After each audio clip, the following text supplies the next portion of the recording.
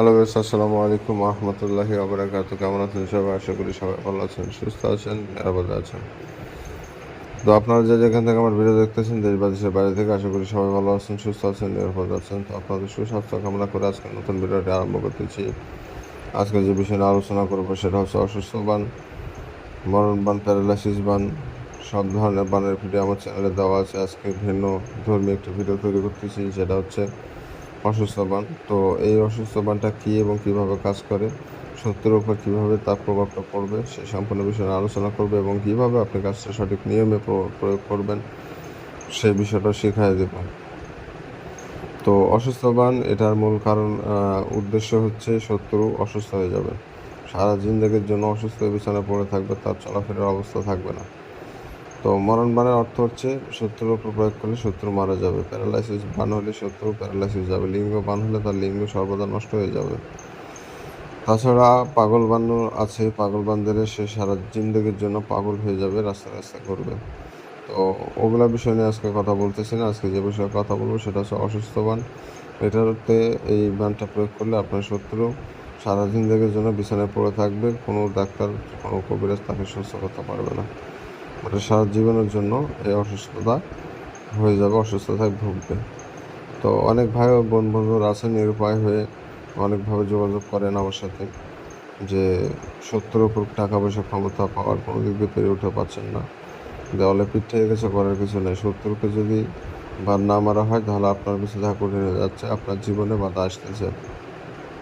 তো এমন অবস্থায় বানটি প্রয়োগ করবে 100% সমস্যার সমাধান হয়ে যাবে।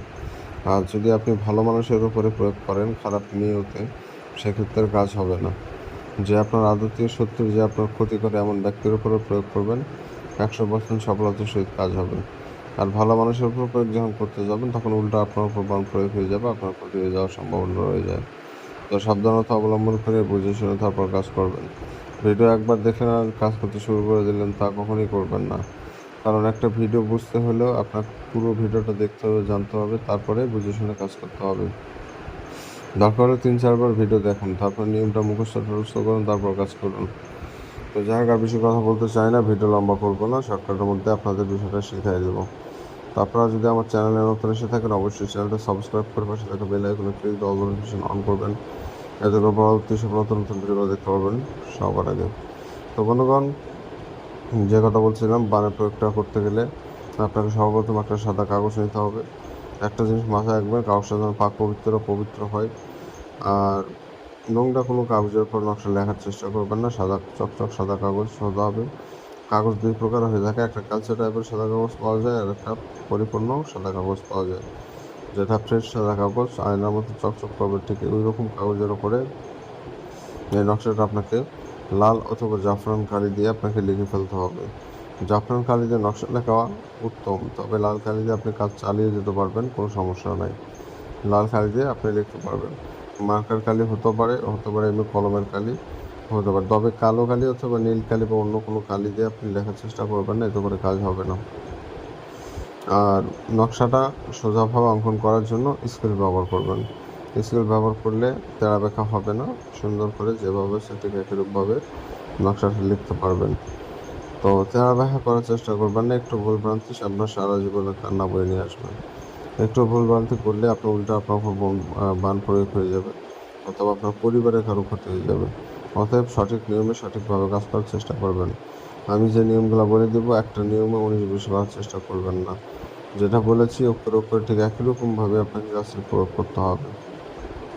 আর এই নকশাটা আপনি সেই বৃহস্পতিবার এবং শুক্রবার এই দুদিনের যে কোনো একদিনে লিখতে পারবেন। এই দুদিনে যে কোনো দিনে যদি লেখেন এই 2 দিনের বাইরে, তাহলে কিন্তু নকশা কাজ করবে না। এই 2 দিনের মধ্যে যে কোনো একদিন সীমাবদ্ধ রেখে আপনাকে মূলত কাজটা সম্পূর্ণ করতে হবে। তো যখন নকশা লিখবেন আশেপাশে কেউ যেন না থাকে, নিরিবিলি জায়গায় বসে, ফাঁকা মাঠ বা ফাঁকা জায়গায় বা ফাঁকা রুমে বসে নকশাটা আপনি লিখবেন।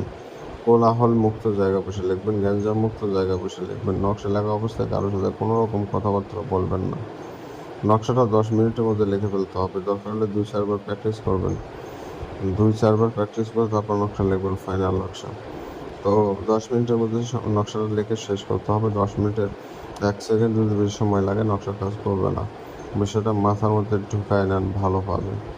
তো বন্ধুগণ, এভাবে করে মূলত আপনাকে সম্পূর্ণ নকশা এক ধ্যানে এক নিমেষে কমপ্লিট করতে হবে।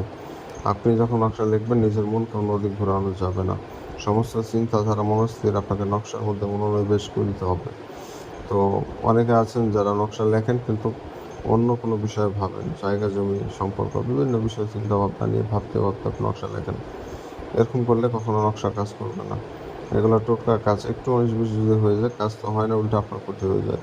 তো সাবধানতা অবলম্বন করে মূলত আপনাকে নকশাটা প্রয়োগ করতে হবে। তো সব কিছু কমপ্লিট হয়ে গেলে নকশার নিচে আপনাকে নাম দিতে হবে।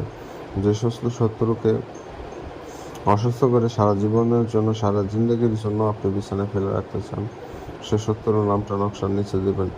তার নিচে তার পিতা অথবা মায়ের নাম দিবেন। তো পিতা মাতা দুজনের নাম দিলে কিন্তু হবে না, যে কোনো একজনের নাম দিতে হবে। প্রথমে সত্য নাম, তার নিচে তার পিতা অথবা মাতার নাম। তো অথবা নকশার নিচে যদি আপনি নকশার নামগুলো না দিতে চান, যে নকশা যে সাইডে লিখবেন তার অপোজিট পৃষ্ঠায় বিপরীত সাইডে আপনি নামগুলো দিয়ে দিতে পারেন। আপনি নকশার নিচেও দিতে পারেন, বিপরীত সাইডেও দিতে পারেন, সেটা আপনার এখন তো ব্যক্তিগত বিষয়। তো এইভাবে করে সম্পূর্ণ নকশা কমপ্লিট হয়ে গেলে আপনাকে নকশাটা জাগ্রত করে ফেলতে হবে। নকশা কীভাবে জাগ্রত করবেন, আমার ডিসক্রিপশন বক্সে লিঙ্ক দিয়ে রাখবো। ওই লিঙ্কে ক্লিক করলেই নকশা জাগ্রত বা নকশাকে কীভাবে প্রাণ প্রতিষ্ঠা করতে হয় সেই বিষয়টা দেওয়া আছে। একটা ছোট্ট একটি মন্ত্রটা পড়ে নকশায় ফুয়ে দিলে নকশাটা জাগ্রত এবং প্রাণ প্রতিষ্ঠা হয়ে যাবে এবং ওই কাজ করার জন্য উপযোগী হয়ে যায়। নতুন মানুষরা এখানে পদে পদে ভুল করেন, নকশাতে কাজ করেন, হাজার হাজার কাজ করেছেন, সফলতা পারেন না। ভাই নকশা যদি জাগ্রতই না করেন, নকশা যদি প্রাণ প্রতিষ্ঠা না করেন, নকশাটা কাজ করে দিবে কীভাবে আপনাকে? এগুলা সব কিছু জেনে বুঝে করতে হবে। সবাই এগুলা গোপন কথা বলে না, আমি বলে দিই আপনাদের সুবিধার্থে, আপনারা যেন কাজ করতে পারেন, যার কারণে গোপন সব কথা বলে দিই। তো যাই হোক, এভাবে করে মূলত আপনার কাজটা সম্পূর্ণ করতে হবে। নকশা জাগ্রত করা হয়ে গেলে নকশাটা আগুনে পোড়ায় ফেলবেন। আপনাকে আর কিছু করা লাগতেছে না, মাত্র 1 সপ্তাহের মধ্যে ওই শত্রু অসুস্থ হয়ে যাবে। আর এই নকশাটা আগুনে পোড়ায় ফেলতে হবে। আর অবশ্যই নকশা জাগ্রত করতে হবে এবং অনুমতি প্রয়োজন হবে। অনুমতি ছাড়া কখনোই এগুলো কাজ হয় না, টোটকার কাজ। আপনার পরিচিত কোনো সিদ্ধ গুরু থাকলে তার থেকে অনুমতি নিয়ে আমার এই কাজটা করে ফেলবেন। আর যদি তেমন কেউ পরিচিত না থাকে তাহলে আমার থেকে অনুমতি নিতে পারেন। আমার থেকে অনুমতি নেওয়ার জন্য 2টা শর্ত আপনাকে পালন করতে হবে। 1 নম্বর শর্ত হচ্ছে চ্যানেলটা আমার সাবস্ক্রাইব করতে হবে এবং 2 নম্বর শর্ত কমেন্টে আপনার নামটা লিখে দিয়ে যেতে হবে। কারণ আপনার নাম না জানলেও অনুমতিটা কীভাবে দেব? অনুমতি দেওয়ার জন্য অবশ্যই নাম জানা আবশ্যক। অতএব আপনার নামটা কমেন্টে লিখে দিয়ে যাবেন যে আমার নাম অমুক গুরু, আমি এই কাজের অনুমতি চাচ্ছি। অনুমতি পেয়ে যাবেন এবং চ্যানেলটা সাবস্ক্রাইব করতে হবে। এই 2টা শর্ত পালন ব্যতীত কাউকে অনুমতি দেই না। আমি মন থেকে বলে রাখছি, যারা এই 2টা শর্ত পালন করবে তারা অলরেডি অনুমতি পেয়ে যাবে। তো যারা ব্যক্তিগত সমস্যা বা প্রয়োজনে যোগাযোগ করতে চান আমার সাথে, স্ক্রিনে দেওয়া নম্বরে এই মুহূর্তে এসে যোগাযোগ করবেন, যে কোনো প্রয়োজনে যোগাযোগ করে দেবো। ভালো থাকুন, সুস্থ থাকবেন, দেখা হচ্ছে পরবর্তী ভিডিওতে। আল্লাহ হাফেজ।